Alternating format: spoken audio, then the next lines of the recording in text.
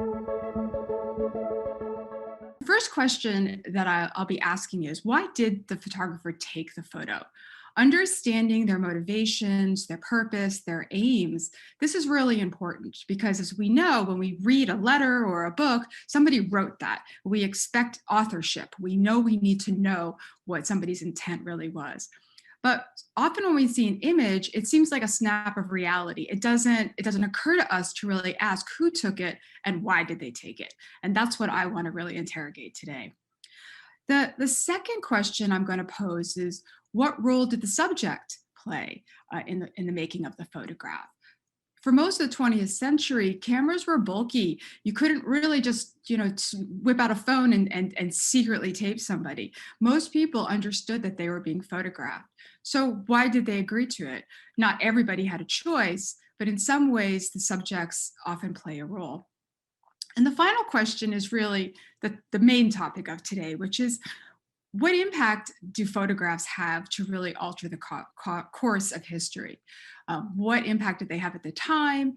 What do they come to signify after the fact?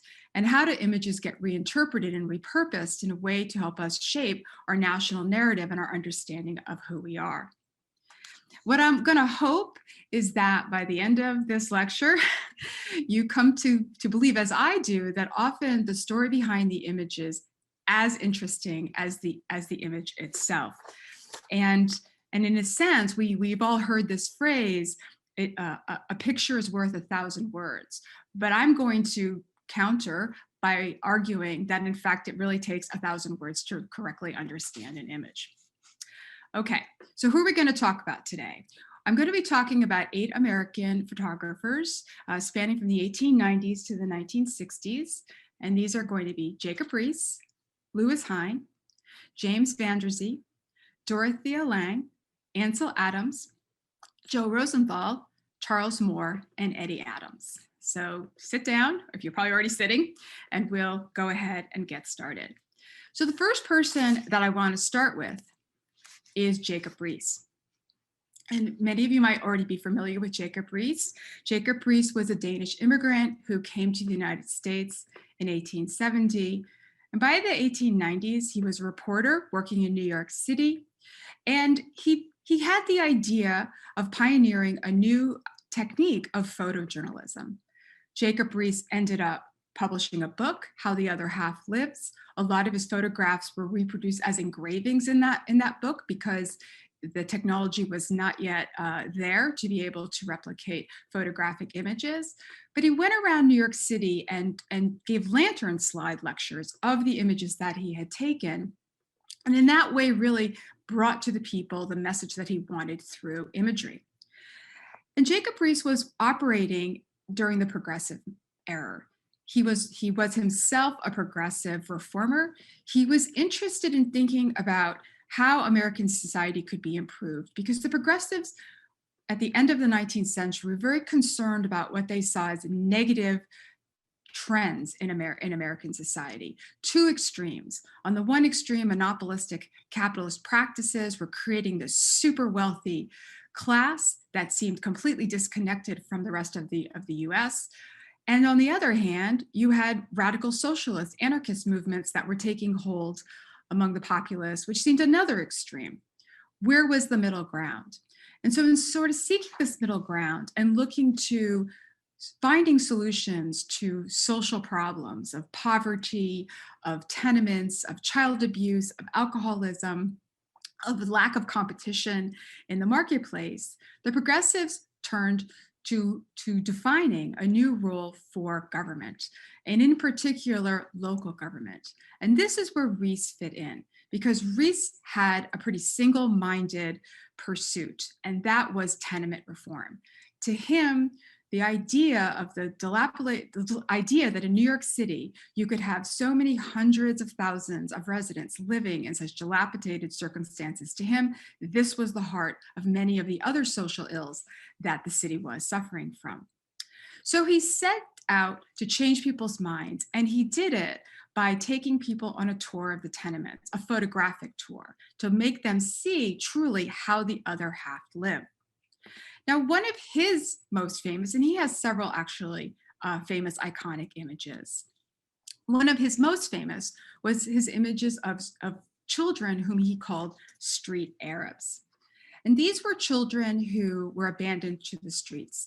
They had either run away from home or their parents had kicked them out of the houses. But there were these little armies of children who roamed the streets, begging, stealing, really learning to make it on their own.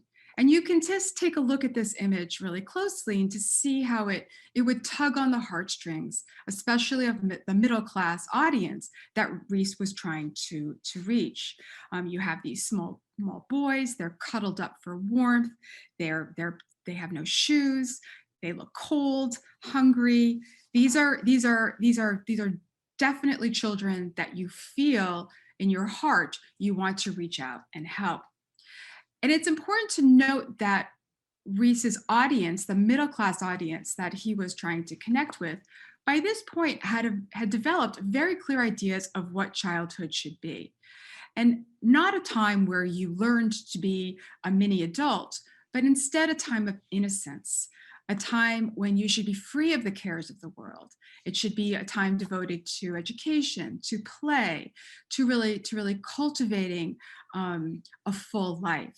And if you juxtapose the image that Riis was taking of these small children abandoned to the streets with advertising of the era, you can just see the sort of mental connection that his audience would make and how wrong it would seem that these children born into circumstances beyond their control could never hope to have the same kind of life as this young girl, just in a carefree way, taking a bicycle ride down a country lane. And so the idea of helping innocent victims, I mean, this is always very appealing to many reform movements, but Riis was also warning people. And he was warning them that today these are innocent children on the streets who are really, in a sense, helpless to help themselves, but one day they would grow up. And what kind of adults would they grow up to be? And this is where the tenements and the kinds of conditions that prevailed there really came into his story. Because in a certain sense, there were different paths that a child could take, right? They could take a path to a productive life, or they could fall into a life of crime, degeneracy. And we can see that in trying to help people understand what they were seeing, Riis did not just leave it up to your own interpretation about what an image actually meant. He gave lectures, he wrote lots of words, he directed you, in a sense, on this journey that he was taking you on through the tenements. And this picture of a trash-filled courtyard is a perfect example of this. Because if we look at this picture, in a way, it doesn't tell us very much about how this situation has come to be. I mean, after all, who do we blame here? Do we blame the inhabitants of the tenements for not having any self-respect, for not taking care of where they live, for just chucking trash all over the place? Or do we blame the landlord who doesn't provide any garbage collection for the residents there, who give them no choice but to, in a sense, just dispose of trash however they like? Who's to blame here? Is it the landlord or is it the tenements? Well, Riis would actually prefer that we put this together a little bit differently. And he argued that in this environment, what you're going to see is a self-perpetuating cycle of poverty. Because by putting people in these kind of living conditions, you begin to shape their character. Even a self-respecting person will soon lose the will, the drive to continue to maintain a standard of decent living if placed in this kind of environment. And that the character will gradually become people who feel no responsibility to their neighbors, who don't feel a duty to take care of where they live, and will themselves just find themselves sort of spiraling down the socioeconomic ladder. And in his tour of the tenements, he looked down at the trash, but he also looked up. And he looked up at laundry. Laundry was a big thing for Jacob Riis. And it was really here that he saw hope, because it was these people struggling against all odds to keep their houses clean, to clean their clothes, and to think of what it meant to do laundry in the tenements. I could take 10 minutes just explaining to you about how hard and difficult that was. That these were the honest poor. These were the people that Jacob Riis was arguing needed to be helped. With it, he says, he always said the true line to be drawn between pauperism and honest poverty is the clothesline. With it begins the desire to be clean that is the first and best evidence of a desire to be honest. And it was this honest and hardworking poor that Riis wanted to help. And his photographs were very influential along with his writings. He did help. We did see tenement reform coming in to New York City. New regulations that were going to provide these kind of healthier places to live that Riis was arguing for.